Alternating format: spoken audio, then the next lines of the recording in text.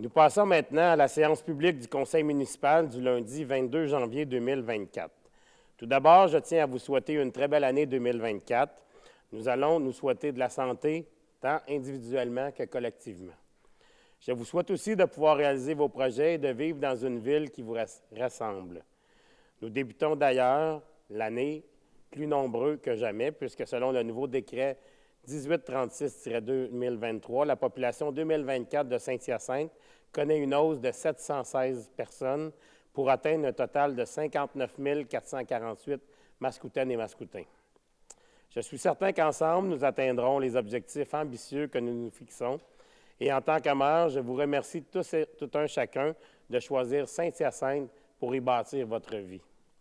Chose certaine, cette année, il va y avoir du travail à accomplir, puisque nous venons d'adopter un budget ambitieux axé sur la pérennité de nos infrastructures municipales, l'efficacité de nos opérations ainsi que l'optimisation de notre capital humain. Nous avons en plus de nombreux projets stimulants et structurants pour notre belle ville. Avant d'aller plus loin, à la suite de l'article publié la semaine dernière dans le journal Le Courrier, citant une étude publiée il y a près d'un an sur la présence dans l'eau potable municipale, dans l'eau potable des municipalités au Québec, des traces de composés perfluorés, aussi connus sous le nom de PFAS, j'aimerais rassurer les citoyens et les citoyennes quant à la qualité de l'eau de la ville de Saint-Hyacinthe. Le niveau de concentration des PFAS détectés dans notre eau potable sont nettement inférieurs aux limites établies par Santé Canada. La Ville prend cependant cette question très au sérieux et demeure à l'affût de solutions qui pourraient diminuer l'exposition à ce type de contaminants. Précisons que les PFAS sont présents partout dans l'environnement et que de très nombreux produits de consommation en contiennent, notamment des accessoires de cuisine avec une surface anti-adhésive comme le Teflon, des emballages alimentaires comme les sacs de maïs soufflés et les emballages de restauration rapide, des produits imperméabilisants ou anti-taches utilisés dans les tissus comme le Gore-Tex ou le Scotchgard, ou des produits cosmétiques et des produits de soins personnels. En tout temps, nos professionnels collaborent étroitement avec les experts en santé publique et les organismes de référence pour déployer des approches de traitement de l'eau qui sont à la fois efficaces et respectueuses de l'environnement. La protection et la gestion de l'eau demeurent au cœur des priorités de notre ville et nous continuons d'investir afin d'en garantir sa qualité. Maintenant, nous avons souligné le début de l'année en force avec la visite toute spéciale de l'équipe de l'Ukraine lors du tournoi M13 de l'Association de hockey mineur de Saint-Hyacinthe, qui a eu lieu du 3 au 14 janvier dernier. La Ville de Saint-Hyacinthe a été très heureuse de les accueillir lors de leur séjour afin qu'ils viennent signer le livre d'or ici même à l'Hôtel de Ville.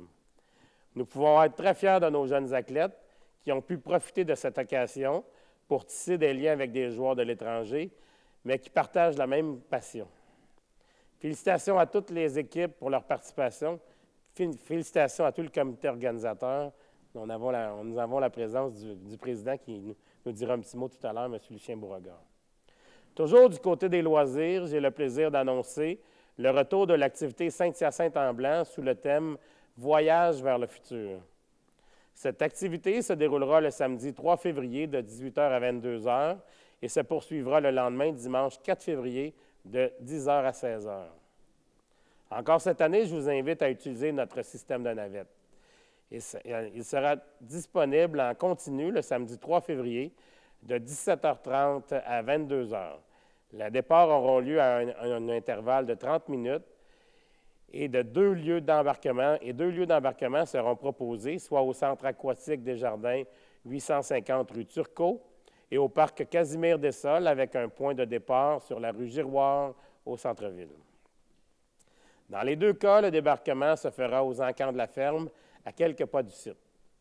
Découvrez toute la programmation ainsi que notre toute nouvelle carte interactive sur notre site Internet et nos réseaux sociaux. Au plaisir de vous y voir en grand nombre, puis il y aura un feu d'artifice à 21h30. La Ville de Saint-Hyacinthe invite ses citoyens à profiter des joies de l'hiver en participant au défi Château de neige 2024, organisé par les Loisirs et Sports Montérégie. Ce dernier procédera à un tirage de participation le 12 mars prochain et remettra différents prix. La Ville de Saint-Hyacinthe utilisera quant à elle les photos déposées sur le site du défi Château de neige en les publiant sur sa page Facebook dans la semaine du 18 mars. L'auteur de la photo ayant récolté le plus de j'aime en date du 22 mars à 16h30 remportera 4 locations gratuites d'équipements au choix au Parc Les Salines, valides pour la saison hivernale 24-25. Pour plus d'informations, consultez notre site Internet. Parlant de neige, voici un rappel de bonnes pratiques hivernales. Nous devons le rappeler chaque hiver, mais il est interdit de déposer de la neige ou de la glace dans les rues, sur les trottoirs ou autres places publiques de la ville. Ce rappel ne concerne pas seulement certains citoyens. Depuis quelques années, il y a une recrudescence des pratiques dérogatoires de la part d'entrepreneurs privés qui disposent de la neige en bordure de rue, sur les poteaux d'incendie, sur les trottoirs et dans les fossés. Ces comportements soulèvent des enjeux de sécurité pour les piétons, les automobilistes, mais également lors des interventions des véhicules d'urgence. Il arrive aussi que les dépôts de neige illégaux abîment des pelouses, espaces verts et mobiliers municipaux. On ne dépose pas non plus la neige chez le voisin. Merci beaucoup d'en prendre bonne note. Maintenant, du côté des annonces, même si nous sommes encore en janvier, il est déjà temps de penser à la baignade estivale.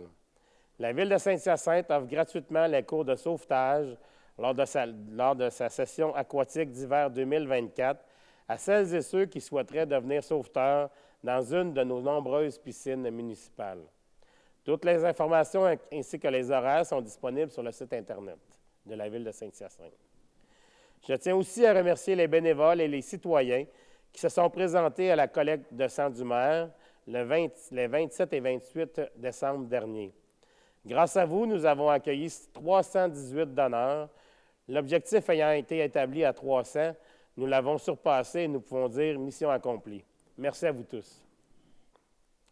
Dans la même ordre d'idée de générosité, la campagne de philanthropie organisée au sein de l'équipe municipale a permis de remettre 36 469 $ à Centraide Richelieu-Yamaska. Encore une fois, je suis très fier des résultats de notre campagne annuelle. Ils démontrent bien notre force interne et notre solidarité envers nos citoyens et nos citoyennes. Malgré une hausse considérable du coût de la vie, nos employés et élus se sont mobilisés pour dépasser l'objectif qui était fixé à 30 000 $ et ce, afin d'améliorer les conditions de vie des personnes vulnérables. J'aimerais aussi faire un court point d'information en ce qui concerne le nouveau compte de taxes que plusieurs d'entre vous ont déjà reçu.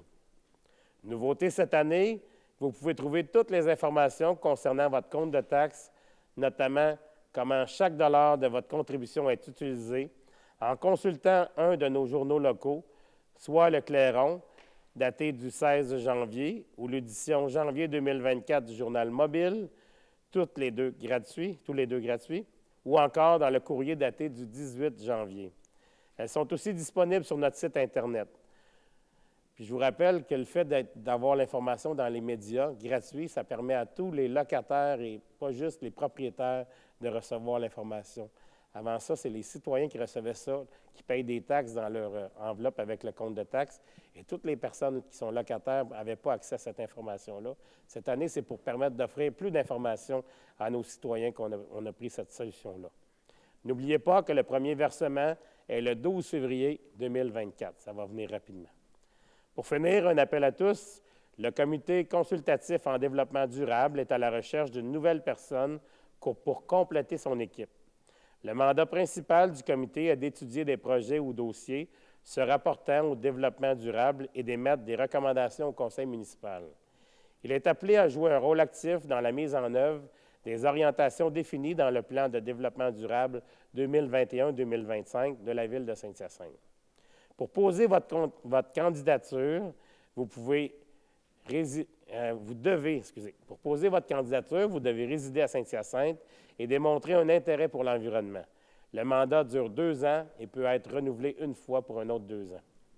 Si vous êtes intéressé, vous pouvez faire parvenir votre curriculum vitae ainsi qu'une courte lettre de modification au plus tard le 2 février 2024 par courriel à julie2.gagnon à commercial st-hyacinthe.ca ou par courrier par la poste. Plus d'informations sont disponibles sur le site Internet de la Ville de Saint-Hyacinthe.